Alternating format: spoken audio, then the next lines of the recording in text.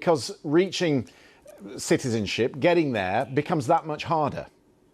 Yeah, I mean, it's not, Denmark hasn't barred anyone from becoming a citizen. It's just made the process a bit longer.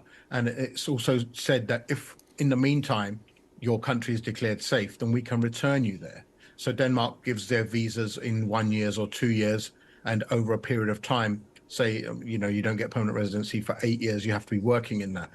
Whether that would act as a deterrent to somebody who just wants to flee for economic reasons or fleeing war, whether they get their citizenship in 5 years or 8 years or 10 years or even 15 years is yet to be seen. I don't think that will stop the people smugglers from sending people over on boats. Once again, nothing in this addresses people smugglers and how you're going to stop this industry of people smuggling, which earns more than drug smuggling. So that is what is key.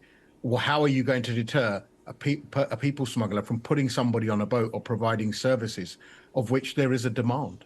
Yeah, but the issue that the British public returns to in the polls that we report on is that there isn't social cohesion in the country because there isn't a process of integration.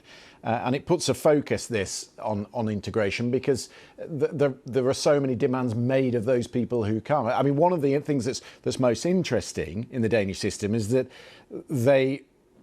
there is a facility that allows the authorities to withdraw protection if and when a country is deemed safe, and that would last for 8 years. How would that stand up in a UK court?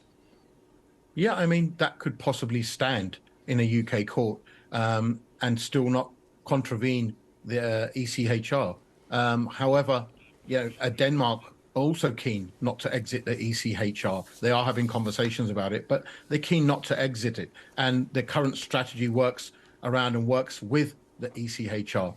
All that depends on, in the meantime, whether the asylum seekers developed a family life here, whether they've had more children here, whether their children are born here and grown up here, never been back to the country of their mum and dad's origin or their parents' origin. So that would have certain factors in relation to that. Once again, cohesion needs to be, the UK public think it needs to be stepped up. And that can happen by better dispersal of asylum seekers and housing, as opposed to ramming them into certain hotels in certain cities.